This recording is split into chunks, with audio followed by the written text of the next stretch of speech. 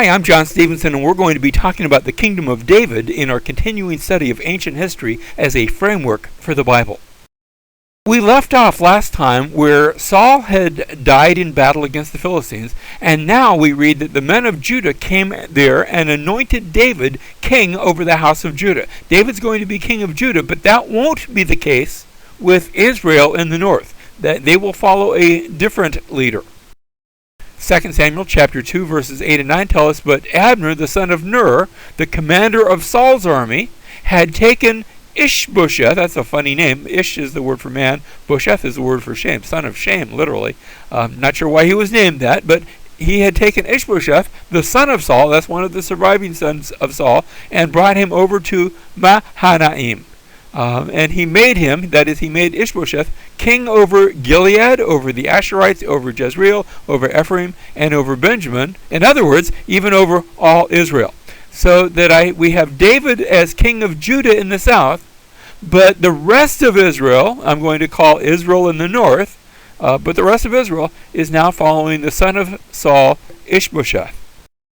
Now, in the following chapters, we have, first of all, and let me back up, when Saul had died, the book of 2 Samuel opens with an Amalekite bringing news of Saul's death to David. And he's hoping for a reward. After all, he knows that Saul had been after David, had been enemies with David, and so he's figuring David's going to give me a reward. Instead, David mourns the death of Saul, and the Amalekite is put to death because he had lifted up his hand against the Lord's anointed, that is, against Saul. Even though God had later rejected Saul, that's for the Lord to do, that's not for any old person to do. And so the Amalekite is killed, and then David laments, he writes a song of lament for Saul and for Jonathan.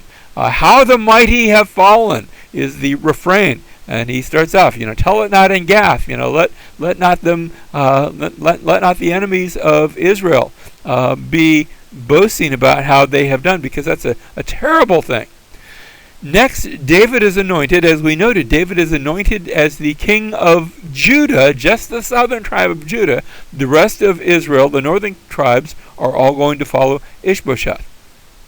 But they go to war, and David defeats Israel in battle. Now, we still have two separate kingdoms, but there's this conflict that takes place, and David comes out as the victor. In that battle, Joab's younger brother is killed, and that's going to set up a blood feud.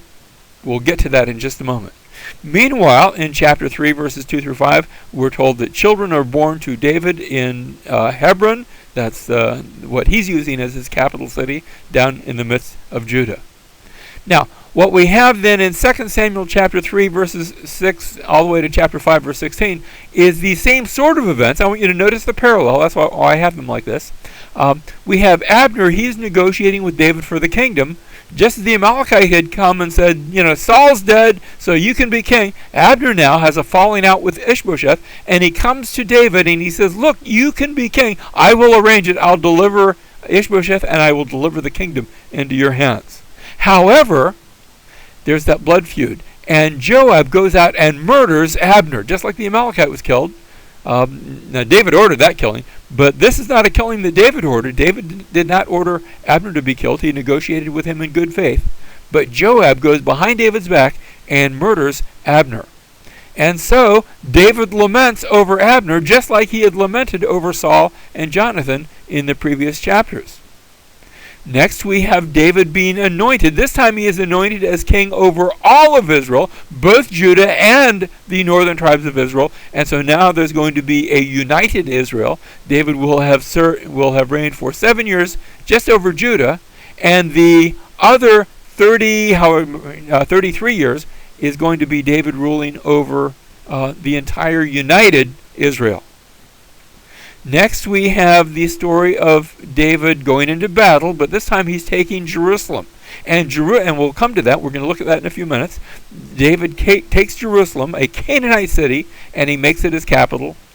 And finally, we read again that children are born to David, but this time he's not in Hebron. This time he's in Jerusalem.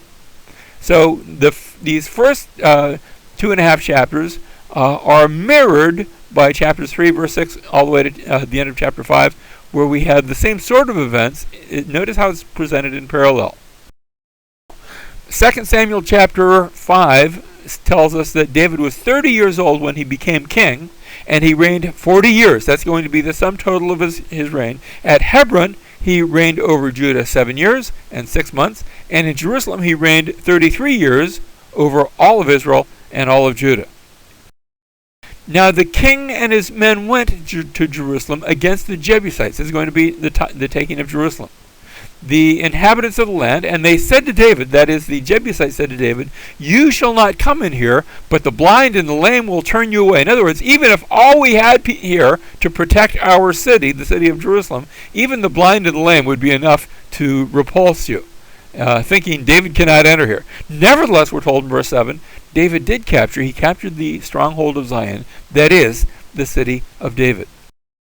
And David said on that day, "Whoever would strike the Jebusites, let him reach the lame and the blind." Notice he's using that term against them, who are hated by David's soul, and let him reach them through the water tunnel. Now, this is the only reference to this mysterious water tunnel. We're going to see where archaeology has discovered that and explained this passage. And he continues there, "Therefore they say the blind or the lame shall not come into the house. But there was a secret way into Jerusalem." Now, if I look at an overhead map, this is a topographical map of Jerusalem, and notice there's a thin line showing the Crusader walls. These were not the walls that were there in David's day. Instead, you see the thick oval line near the bottom right-hand corner of the map. That is the walls of the original city of David, the original Jerusalem, before any of the rest had been built. That was the Canaanite Jerusalem. Look at an artist's conception of those same walls. Notice it was built along on the top of a ridge, with surrounded on three sides by ridge, or by steep ravine. On the right-hand side, I have the Kidron Valley. And that goes all the way down to the bottom of our picture, and actually it continues toward the west.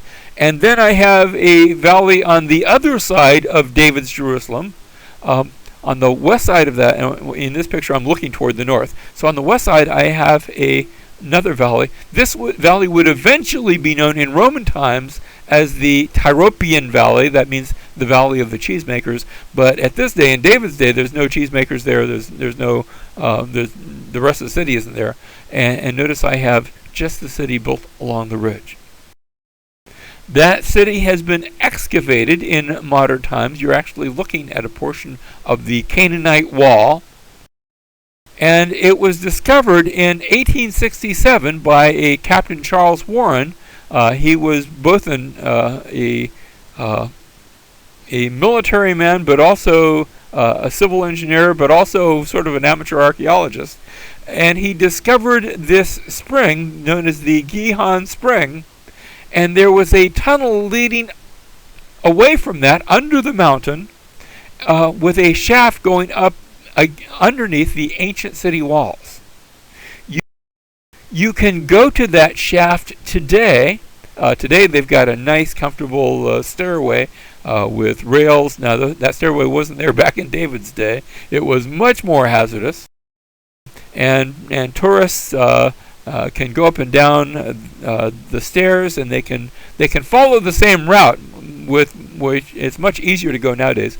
Back then they would have needed torches, and they would have needed probably some sort of climbing implements. But this hidden passage goes under the old Canaanite wall, and we're told about it there in 2 Samuel chapter 5. We're told that that's how they entered and captured Jerusalem. Here we have the Canaanite tunnel, just another view of that. The Gihon Spring still bubbles water in that area. Now the reason the tunnel was there, back in Canaanite times, the Canaanites, if they were being besieged, they could come through that tunnel. The outside part was supposed to be hidden. Apparently, David and or his people discovered the entryway into it. But they could come up. They could come down underneath the wall and approach the spring and bring water. Even if they were under siege, they could still bring water into the city. And David uses that to capture the city of Jerusalem. Now, Jerusalem then is going to be David's city. And not only will it be David's city because he has captured it, it is going to be the new capital of the entire united nation of Israel. You see, David had had his capital prior to this down at Hebron, but Hebron is right in the middle of Judah, and the other tribes wouldn't want a capital that was in the middle of Judah. Instead, they would want a neutral capital, and this will be a neutral capital. It is a little bit like the city of Washington, D.C. for the United States. The city of Washington, D.C. does not lie in any particular state. It borders on the one side by Virginia, on the other side by Maryland, but it is in neither of those states. Instead, it is the D.C. stands for District of Columbia. Now, once Jerusalem has become his capital, we read that Hiram, king of Tyre, that's the neighboring kingdom, the Phoenicians to the north, he sent messengers to David with cedar trees and carpenters and stonemasons, and they built a house for David. So David has captured Jerusalem, and now he refurbishes and builds his own house. I guess we could call it a palace. Well, the Philistines heard that they had anointed David king over Israel, and all the Philistines went up to seek out David, and when David heard of it, he went down to the stronghold. I have to chuckle because the term stronghold, the Hebrew word there is Masada. Remember, we have a different place called Masada later on. But he goes down to the stronghold. That's not necessarily the same place that we know as Masada. There were lots of strongholds in that day. And we read that the Philistines came and spread themselves out in the valley of Rephaim. What they are doing is they are following the valley up into the mountains to come at Jerusalem and to conquer David, because David is unifying all of the Israelites. The Philistines don't want the Israelites to be unified. So David inquired of the Lord, saying, "Shall I go up against the Philistines? Will you give them into my hand?" And the Lord said to David, "Go up, for I will certainly give the Philistines into your hand." So David came to Baal Perazim. Now, I want you to notice this term, Perazim. And he defeated them there, and he said, "The Lord has broken through." The Hebrew word there is Perez. He has perezed, excuse my English, my enemies before me, like the breakthrough of waters, like the Perez of waters. And therefore he named that place Baal Perazim. The Lord has broken through. Baal, you're used to thinking of Baal as a pagan god, but Baal means Lord. And in this case, it's talking about, I think, the Lord. The Lord was the one who did the victory. It was the Lord breaking through. Now, we're going to see that term used again, so just remember that.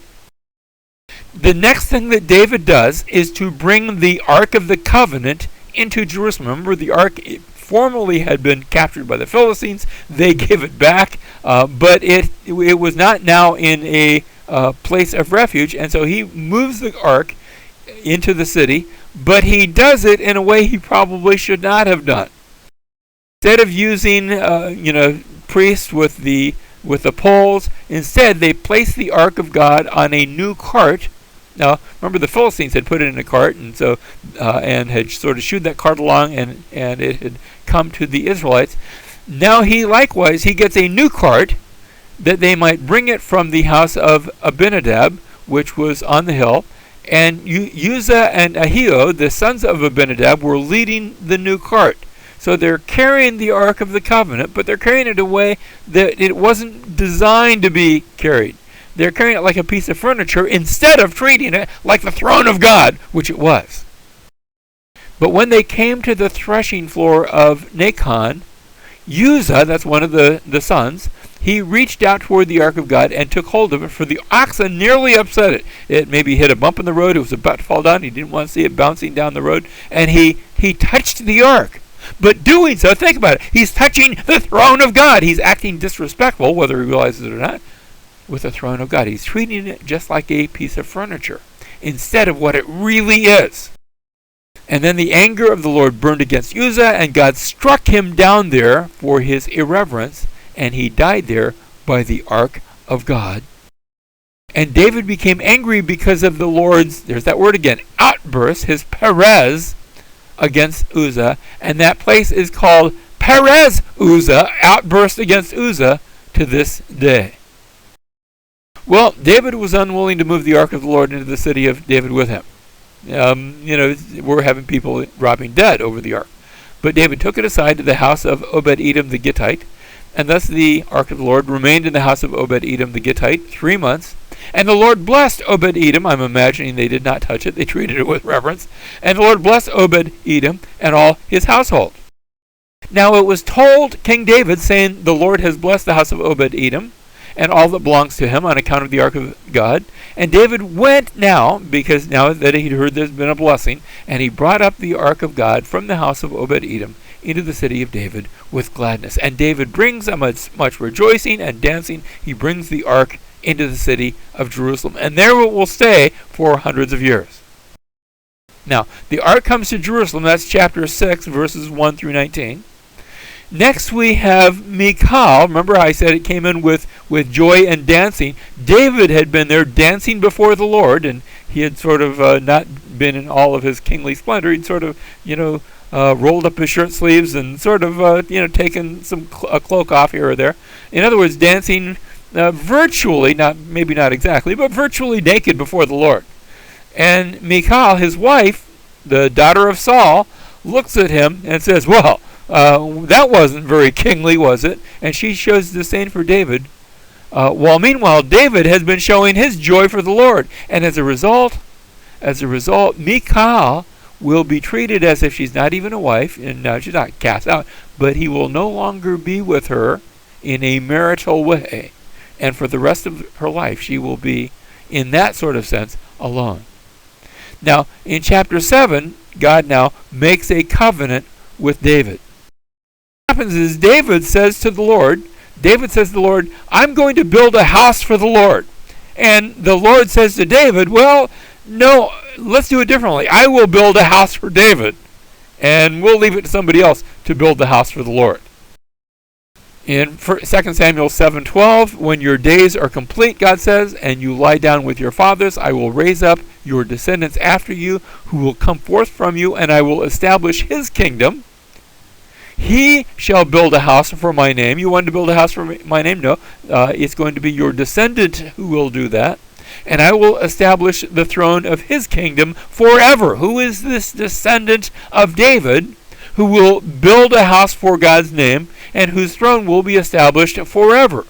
Well, immediately it's Solomon, but I think there's a sense in which this also looks long-term to the ultimate son of David, who will ultimately also build a house for the name of God, a much greater house. He will be a much greater descendant. I think this is speaking also, looking forward to the greater descendant, the greater son of David. And of course, that's Jesus. God goes on to say, I will be a father to him, and he will be a son to me when he commits iniquity. And of course, Jesus doesn't commit iniquity, but Solomon will. When he commits iniquity, I will correct him with the rod of men and the strokes of the sons of men. But my loving kindness shall not depart from him, as I took it away from Saul, whom I removed from before you. Saul was removed, and all of his descendants were removed. Solomon might be punished, and we're going to see eventually even part of the kingdom taken away. But there's going to be a continuing promise, in his case, not like had been the case with Saul. Your house and your kingdom shall endure before me forever. Your throne shall be established forever. That is fulfilled not just in Solomon, that's fulfilled ultimately in Jesus. And in accordance with all these words and all this vision, so Nathan spoke to David. Now we have this contrast between Solomon and Jesus. On the one hand, Solomon is the son of David.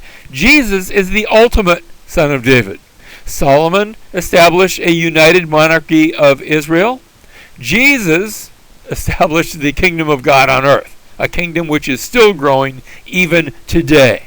Solomon's kingdom would continue until the year 586 BC. It would be carried off into captivity by the kingdom of Babylon.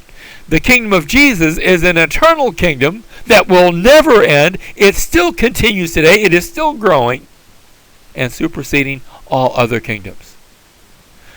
In Solomon's case, he was chastened because of his iniquity. In the case of Jesus, he was chastened because of our iniquities. He suffered our penalty. He suffered the penalty that we deserved so that he might give us, that he might credit to us the righteousness that is his. 2 Corinthians chapter 6, verse 18. Paul says, "And I will be a father to you, and you shall be sons to me and daughters to me, says the Lord Almighty." Paul takes the words that were given to Solomon and applies them to the spiritual sons of Jesus, the spiritual, can I say it this way? The spiritual co-heirs of Jesus. He applies them to us. We are part of that picture. The Davidic Covenant has a direct impact upon us. Now, the next story about which we read is the David and Bathsheba story. David's armies had gone out to war. It was the season of war, and David had stayed behind, and he had stayed in Jerusalem. And while he's in Jerusalem, he looks down and he sees another man's wife who is bathing herself on the roof. Now, I'm not sure if that was an appropriate thing for her. Not sure about the culture there. There have been mixed opinions. But David sends for her and takes her as if she was his own wife. And then when she becomes pregnant, he arranges it. He arranges it for her husband Uriah. First, he tries a sort of a sloppy thing to have him brought home and to be with his wife, so that maybe everyone will think this is his son. But he doesn't go along with that, and so David arranges for Uriah to be abandoned in battle so that he is killed. Now that's murder. He's not doing it with his own hand, but it is still murder. And so David took this other man's wife and ultimately had him murdered. And the woman, as a result, like we said, she became with child because of David's sin, and that's what led to the murder. But then it is discovered, and the child dies because of David's sin. Now, the story that we just told is echoed in the story of Jesus. In the case of Jesus, he left heaven to come to earth. In the case of Jesus, he purchased his bride by his blood. His own blood. He didn't have somebody else put to death. He died as our purchase price. In the case of Jesus, he was the child who was born to remove sin. In David's case, the woman and Bathsheba and David have a child who dies. Jesus is the child who was born to remove sin. He's the child who came to die for our sins. So there's a wonderful contrast between the two. But the story breaks. I've gotten ahead of myself a bit.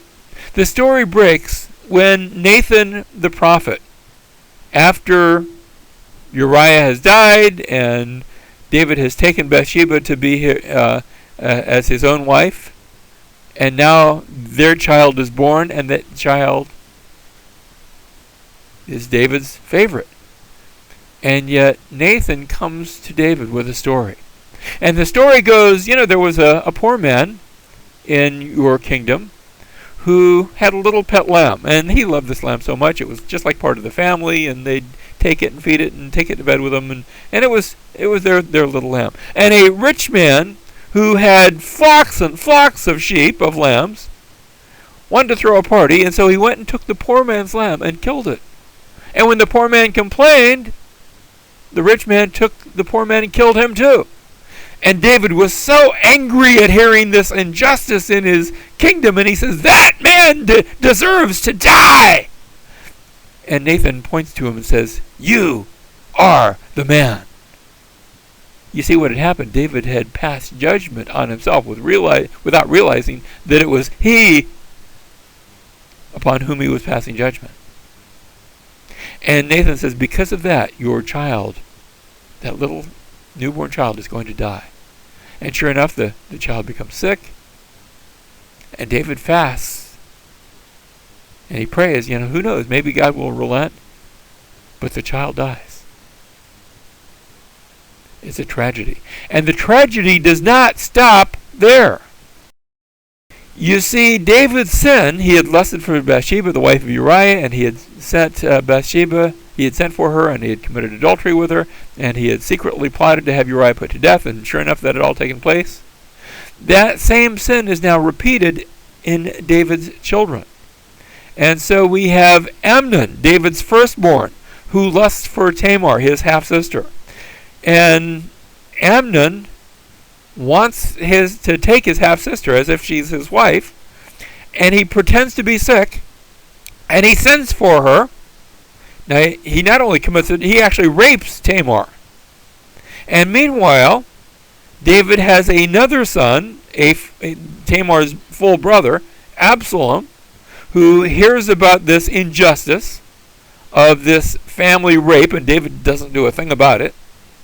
And Absalom plots to murder his half-brother, just like David had secretly plotted to have Uriah put to death. And Absalom carries out the murder. So you have one half-brother raping a half-sister, and then one half-brother murdering the other half-brother because of the rape. David's family is totally out of control. And what David's family is doing, they are reflecting the sin of their father. Sin has a way of doing that. Sin has a way of growing and being passed down from generation to generation. Absalom for a time is banished, but then he is brought back, and he hasn't been brought back very long before he is plotting a revolt against his father, and it is a successful revolt where he gains the popularity of the people, and David is forced to flee. And David leaves Jerusalem, and we actually read about this in 2 Samuel chapter 15, how he leaves Jerusalem and he goes to the east, up to the top of the Mount of Olives, which we're looking at in this picture. And there on the top of the Mount of Olives, he turns and he weeps over the city. As he went up the ascent of the Mount of Olives, we read, he wept as he walked, and his head was covered as he walked barefoot. It reminds us that 1,000 years later, there's going to be the greater son of David, who, being rejected by the leaders of Jerusalem, will also come up to the Mount of Olives and will weep over the city. Jerusalem, Jerusalem, how often I wanted to gather you like a hen gathers her chicks, but you would not come. Well, the rest of the story of the revolt is a sad one. We have Absalom revolting against David. David retreats across the Jordan River, but there he collects support. He collects his supporters, and he builds an army. Absalom finally comes after him, and the battle is engaged, and David wins the victory. Absalom, his beloved son Absalom, is running away, and he goes under a tree, and his long hair, that was a source of pride to him, is caught in the branches of the tree. And he hangs there. He's not dead, he's not killed by it, but he's hanging there in the tree when Joab comes and sees him hanging there, and Joab kills him, so that Absalom meets his end. Again, I cannot help but think of the striking comparison with the greater son of David. You have both Absalom and David, the greater son of David, both Absalom and Jesus, both die by hanging upon a tree. In Absalom, we could say there's a sense in which he gets the death that he deserved, because he had revolted against his father. In the case of Jesus, he gets the death that we deserved, because instead of revolting against his father, he did the will of the Father by going to the cross on our behalf.